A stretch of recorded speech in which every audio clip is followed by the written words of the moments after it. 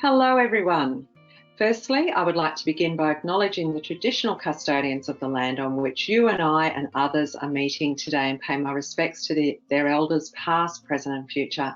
Thank you for joining us for the third in a series of the Queensland Tourism Awards Judges webinars to help entrants through their awards submission journey. My name is Liz Ward. I'm your MC for this webinar. I've had lots of experience with the Queensland Tourism Awards in many capacities, as a judge, as an entrant, as a mentor, and now it's my pleasure to continue my involvement in this capacity to help with the education and motivation and clearing up maybe some of the concerns that you might have about coming into the awards process, particularly if you are a new entrant, which is what this is specifically about today. So today's webinar is just for you as a first-time entrant to the Queensland Tourism Awards, or maybe you are someone who's returning to the awards process after a hiatus from the program and you're looking for a refresher and looking to find out the best approach, or maybe anyone who just wants to learn more about the program. You can see on screen that I am joined by the wonderful Andrew Millward and also Pierre Beckendorf. Now, Andrew has held senior management roles in tourism and travel for the past 30 years, developing a number of key tourism products and services, including a range of web-based and mobile tourism applications. That doesn't make you a nerd though, Andrew. Makes you very clever. Andrew is the current chair of judges, so he has a very important job within the Queensland Tourism Awards and does a lot of liaison at a national level with the other states and territories in the Australian Tourism Industry Council. He's been judging in various capacities for over 15 years, including serving as a national judge for the Australian Tourism Awards. Welcome, Andrew. Thank you, Liz. I'd also like to introduce you to Pierre, who is Deputy Dean Graduate School at the University of Queensland. Pierre, another very respected member of our tourism industry and academia as well, with more than 20 years experience in education and research in the tourism field, and is currently based at University of Queensland. He has developed and taught undergraduate and postgraduate courses in tourism management, international tourism, tourism behaviour, tourism and leisure futures, tourism transportation, tourism operations, tourism technologies, analysis, business skills and marketing communications. And really importantly, has served as a judge for many years in the Queensland Tourism Awards, has been our former chair of judges for the awards in Queensland, as well as a judge at the Australian Tourism Awards. Welcome, Pierre. Thank you. Thanks, Liz. Today's webinar, it's really about providing tips and strategies to first-time entrants to assist with your submission journey. At this stage, we're presuming our viewers have already nominated for the 2021 awards. However, to start, Andrew, would you please provide a quick overview of the awards process, just so that everybody is on the same page with that? Yeah, great. Thanks for that, Liz. I suppose, as Liz said, the obvious one is that you need to go online to nominate, and you can just go to the QTIC website to do that. Once you've paid your entry fee, it'll unlock your business standards. Now, you can do the business standards anytime throughout your submission. However, we recommend that you complete your business standards earlier rather than later. If you're an accommodation property, you'll do the standard level 1, and for those of you who are putting this together, you'll need to finalise that before the submission comes in, so that we've got that ready to assess. I think with the submission preparation and putting that together, the good thing about doing it online is that you can save it as you go. So once you start putting your submission together, keep saving it, and that'll keep you not losing any of the information that you've put in there. Also be aware that we'll be doing some site visits, and we'll have a separate webinar on that, but the site visits will be conducted during June to mid-August, and you'll be contacted about when that will take place. It's not for all the categories, but most of the categories will receive a site visit. You'll need to lodge your submission no later than 5 p.m. on the 16th of August. Interestingly, and any of you who have dealt with IT platforms before, is that you don't want to have this done at 4:45 on the 16th. I'd recommend that you do it a day before to give you a little bit of padding in case something at home doesn't work or the internet fails and you're not there trying to recover. The other thing is that the judging will be assessed from August through to September, and it's also independently reviewed by auditors. And the winner will be announced at the Queensland Tourism Awards Gala ceremony, and that's held Friday the 12th of November.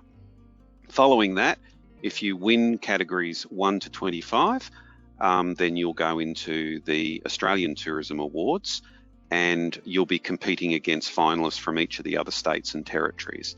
And that national judging takes place in December, and the award winners are announced in March.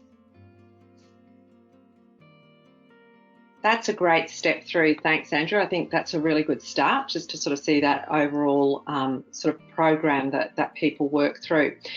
What I'd like to move on to is the topic of preparing a tourism award submission. Now, we all know, sitting here in this webinar room, that that's a significant commitment. It doesn't matter what size your business is, it's not something that you put together in a day or two. It takes a bit more than that. But it is a great asset to bring into your business. So I'd just like to say right up front, even though it is a lot of work, it's something that makes a big difference in businesses when they do it. They're not only getting the chance to gain really prestigious recognition at a state level, a national level, in terms of the judging process, it's about providing yourself the opportunity to step back from the day-to-day operations and really look at the performance of your business. You review your past efforts, and it's an opportunity to plan for the future. So as one of our favourite colleagues and judges, Elizabeth Hackett, said when she was thinking about this process, it's like creating an audit of your own business that you then have as a great asset that you can refer to from year to year. So there's no doubt that that has benefits in many ways for a business. But there's also something else that we are sure of, and that is that being prepared is a key part of making this awards process as easy as possible on yourself. And it also puts you in the best possible position to write a really competitive, winning professional submission if you do the preparation work. Now, Pierre, you've prepared some tips, and you know all about this, what separates a great submission from a not great submission. So what would you say are your favourite tips for preparing a tourism award submission? Well, I've got 4 tips really, and the first tip is to think about how you can substantiate the claims that you make in your submission with evidence. A good submission really requires you to collect evidence throughout the whole qualifying period, and this requires you to think about evidence for all of the different parts or sections of your submission. So one of the really important parts of the submission is the business planning area, and your evidence there really should include goals, strategies and outcomes for the qualifying period, or any evidence that demonstrates your performance against these goals. So the sorts of evidence that we typically see and you need to think about are things like visitor numbers for the qualifying period, as well as previous year's figures for comparison. Judges like to see some kind of growth trajectory or some kind of pattern or trend. Financial information, although often businesses don't include specific numbers or actual figures, so they might be sensitive or commercial in confidence, but certainly an indication of percentages like profit margins or a growth in revenue or year-on-year change in things like revenue or profit margins or sales figures can be very helpful for helping the judges understand the size and scope of your business and how that size and scope relates to your goals and strategies. Usually in that section, you would also talk about occupational health and safety and risk management policies and procedures. So make sure that you are able to present some of that as evidence. Perhaps not your entire risk management plan, but an excerpt or an example or a little case study to demonstrate your approach to risk management. And given the COVID pandemic, I suspect that's probably not going to be very difficult to find lots of great examples for this year. One of the key differences this year is that there is no separate section on environmental goals and performance, but there are opportunities, I think, to include some of those things around sustainability in different sections of this submission.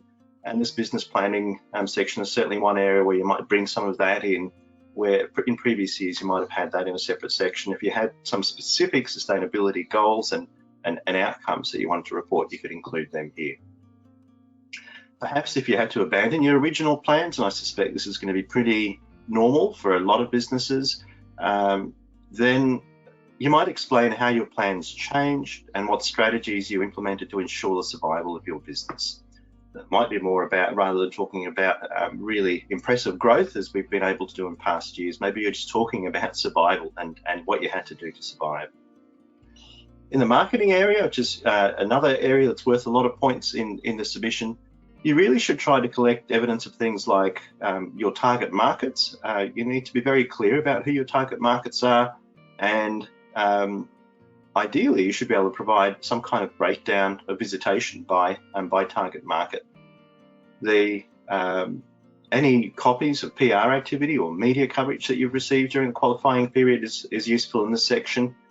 Details of marketing and advertising strategies or campaigns that you've run, and on the evidence side, the results of some of these campaigns.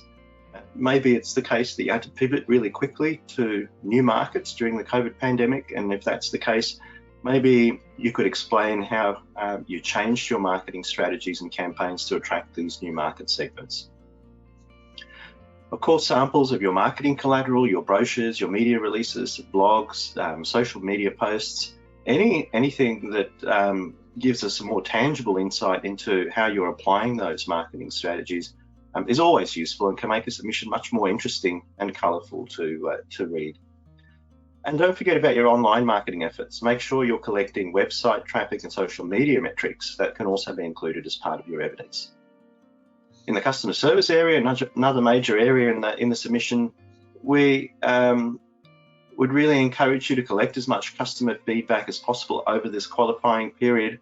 And so they might be measures of customer satisfaction. If you are routinely collecting customer satisfaction surveys, maybe you have a less formal approach. Maybe you have a guest book that guests fill out at reception.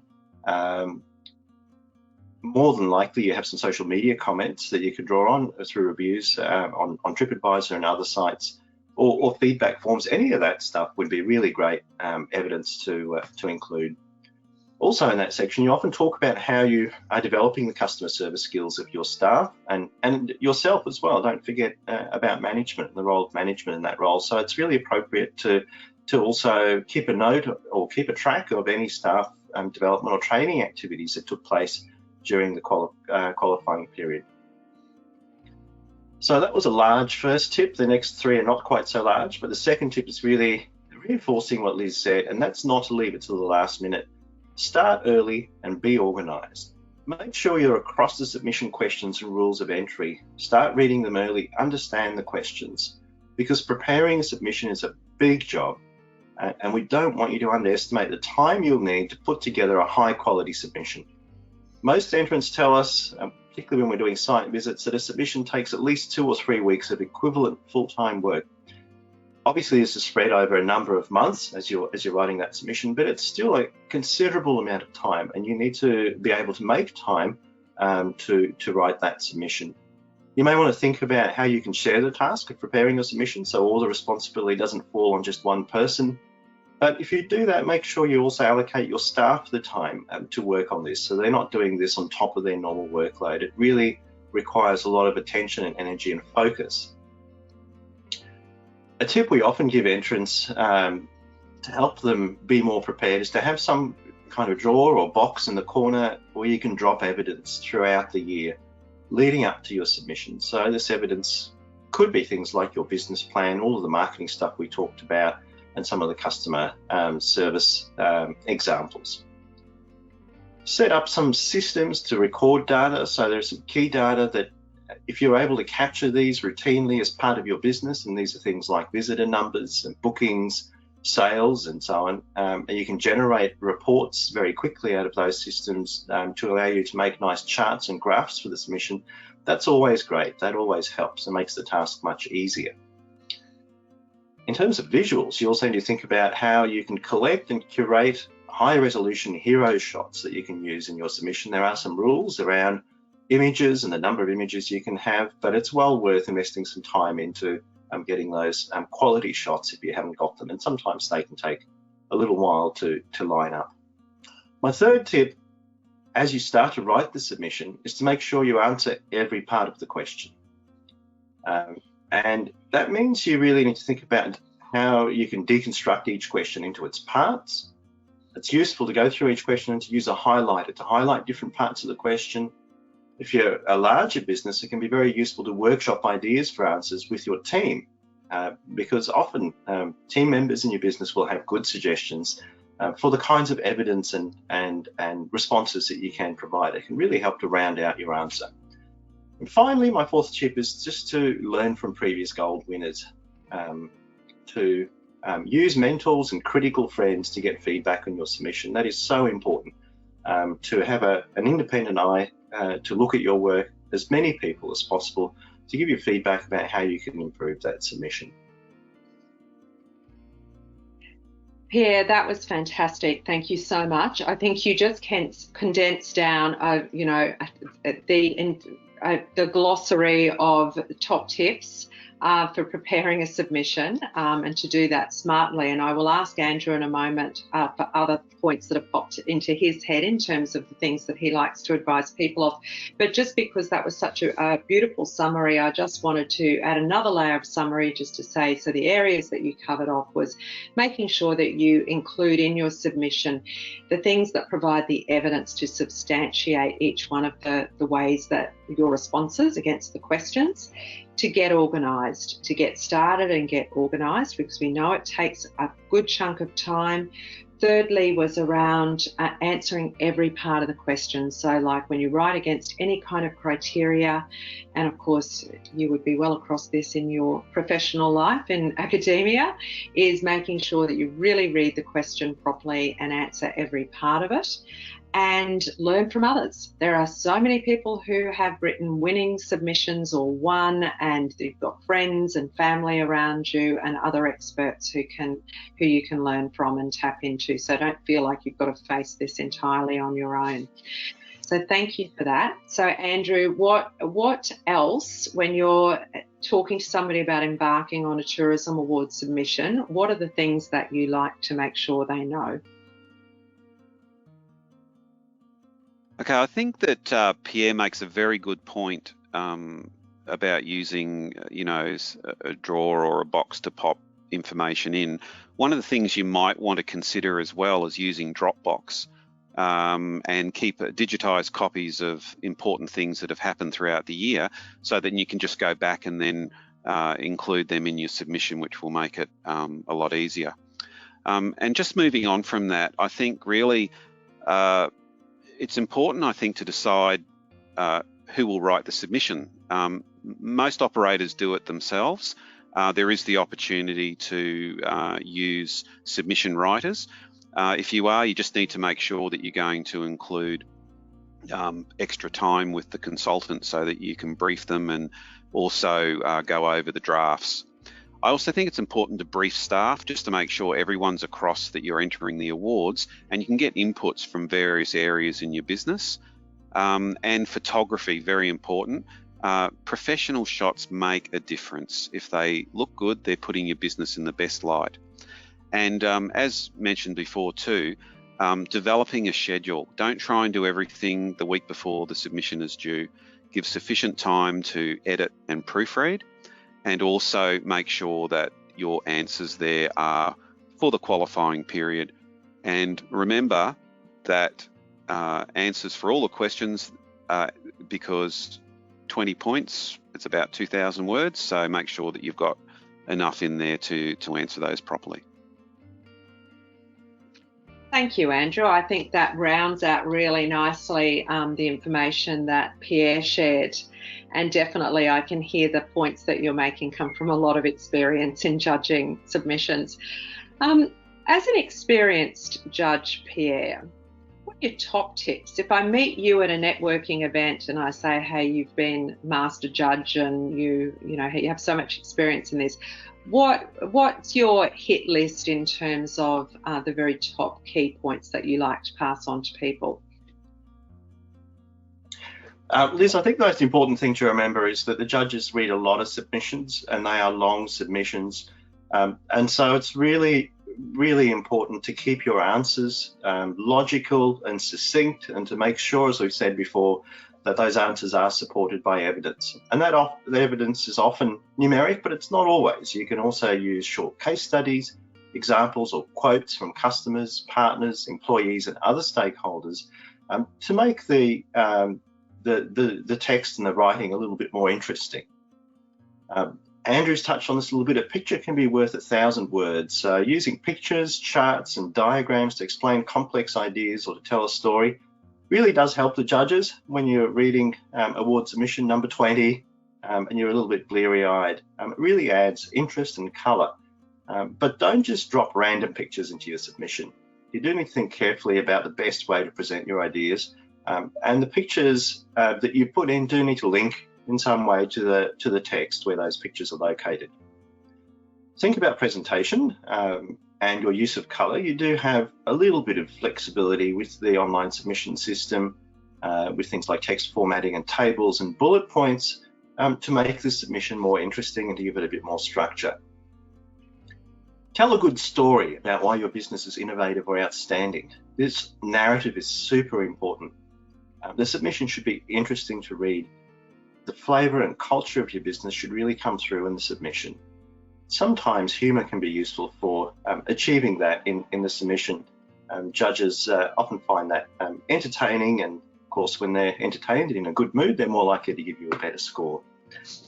Also, given some of the challenges of COVID, you might think about your story over the last year or two and think about whether your story is simply about what you did to survive in this unprecedented crisis.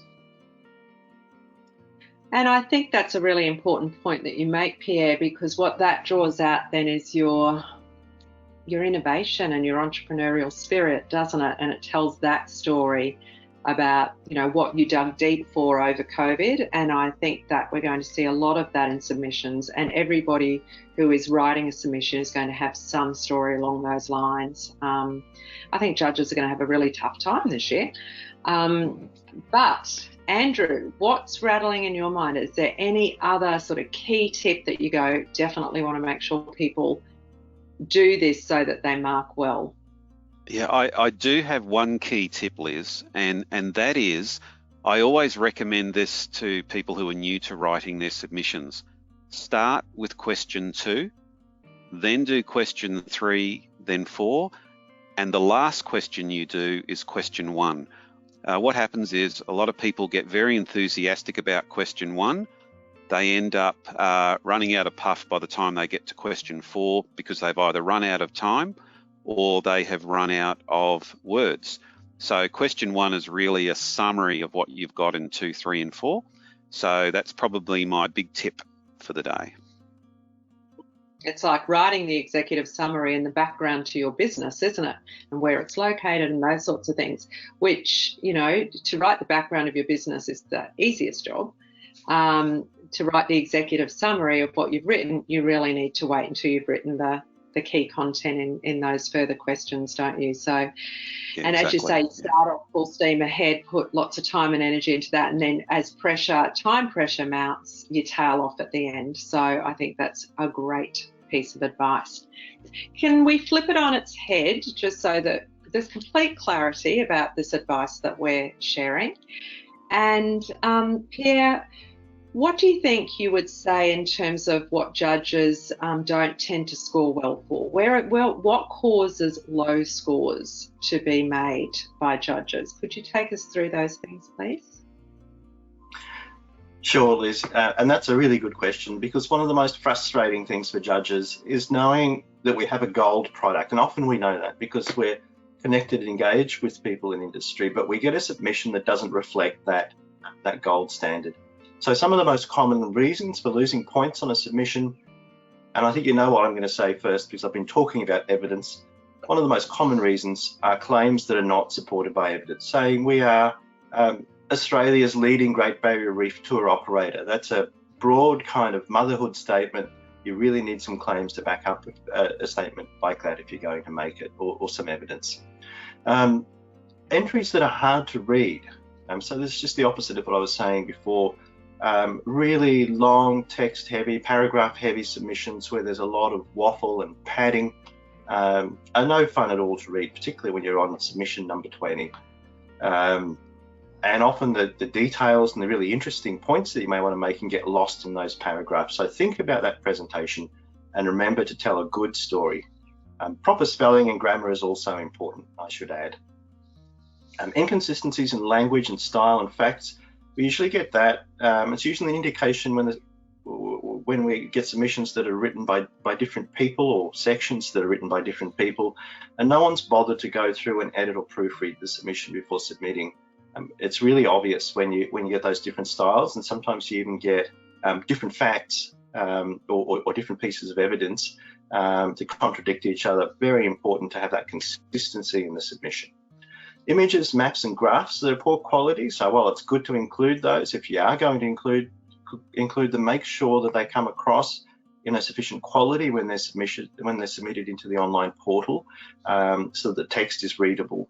It can be really frustrating for judges if you can't read some of the detail or see some of the detail in the images, or if the images are too small. Questions that are not answered fully or not answered at all, I think we've already covered that, but it's worth mentioning again. And Andrew's also touched on this a little bit. Submissions sometimes lose momentum towards the end. I think people just run out of puff. Pay attention to how many points each section is worth. And in most of the categories, the sections are worth a similar amount of points. If you have 5,000 words in one section and only 1,000 words in another section that's worth the same amount of points, something's probably wrong. So take another look at how you can balance that content.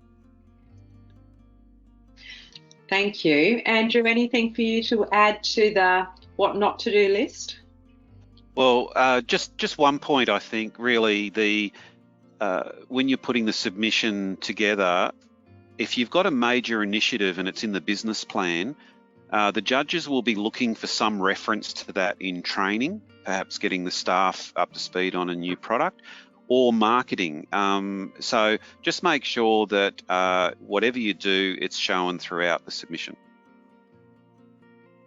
Great, thank you. That's terrific advice, just to hook those things together. When first-time entrants are looking at this process, and you mentioned it briefly at the beginning, there's this thing called a site visit, which could sound terribly frightening. And I know that you're intending to do a dedicated webinar to that, to explain it. That's the intention.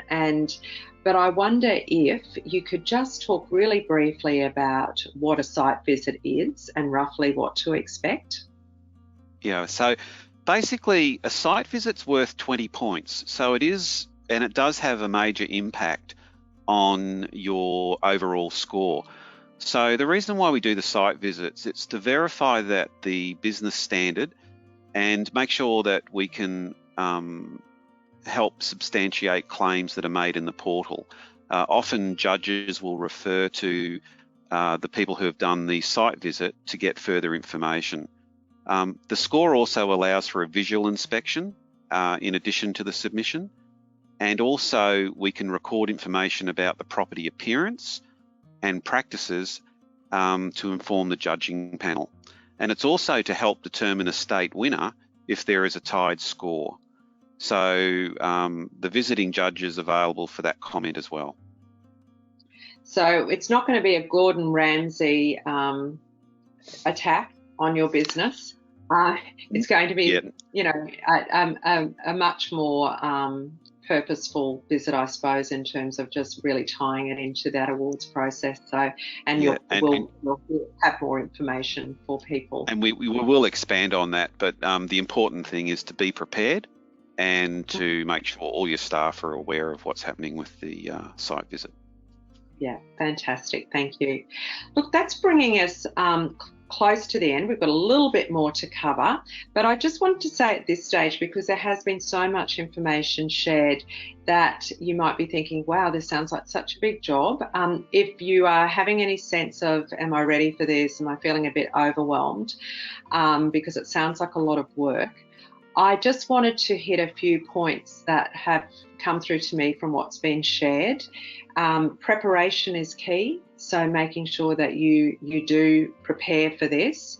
Don't procrastinate, start preparing now, and to start a plan. So what is your schedule? What are you going to do over the next few months to actually achieve this and spread it out over good time?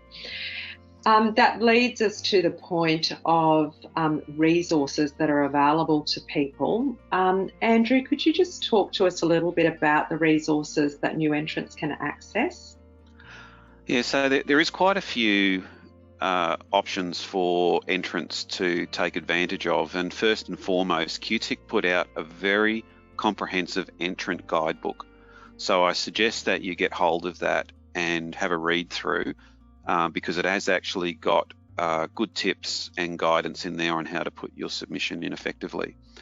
The second thing is that there is free mentoring available, and it's when they come on board, we'll actually let you know. The information there will be on the QTIC website, and hopefully that you'll be able to take advantage of any mentoring that comes along. It's great. And I know that that makes a big difference. I know I've spoken to tourism operators over the years that have said that when they did that mentoring, it just pointed them in the right direction, or just helped them with making sure they got the right kind of evidence into an answer. So that's great advice. Thank you. So the QTIC website, that's the key place to go. And also, of course, you can contact the QTIC team if you have any questions at any time. I hope that this webinar, I hope the information provided has provided, clarification and help with people planning to do their first time entry or come back into the entry process if they have been out of it for a while. What we also hope with this, I'm sure you think this way too, Andrew and Pierre, is that we've provided a bit more motivation to go and create that submission. We really want Queensland to be front and centre in the national awards. We want to be showing all of the innovation and resilience and creativity that has been used to keep businesses going over COVID. So we really want to encourage you to take this step. What we can promise you is that there will be further webinars. So Andrew, as the current Chair of Judges, is planning some topical specific webinars presently. So looking at deep dive into different submission components and the best way to answer the questions. So I think they're going to be really practical sessions, looking at the questions around business development, marketing, customer experience, and also the introduction. So that will be great. So watch out for those. And just lastly, reminder again to go to the QTIC website for any information or resources that you're looking for. And also, if you need to reach out to anybody, please email awards@qtic.com.au and they will point you in the right direction, or you can call QTIC's office and be directed there as well, because they're really keen to help and get as many tourism operators in as we can into the Queensland Tourism Awards. I'd love to thank you both, Andrew and Pierre, for your time and for sharing what I know is really valuable knowledge that you both have, and also for your ongoing support of the Queensland tourism industry through the awards process. I know how committed you both are, and I look forward to working with you again through and judging in the awards again this year. So thank you both. Thank you, And Liz. thank you. Thank you. Thank you. And thank you to Tracy and the team at QTIC for all of their work as well. And we'll see you in another webinar again in the near future. Bye-bye.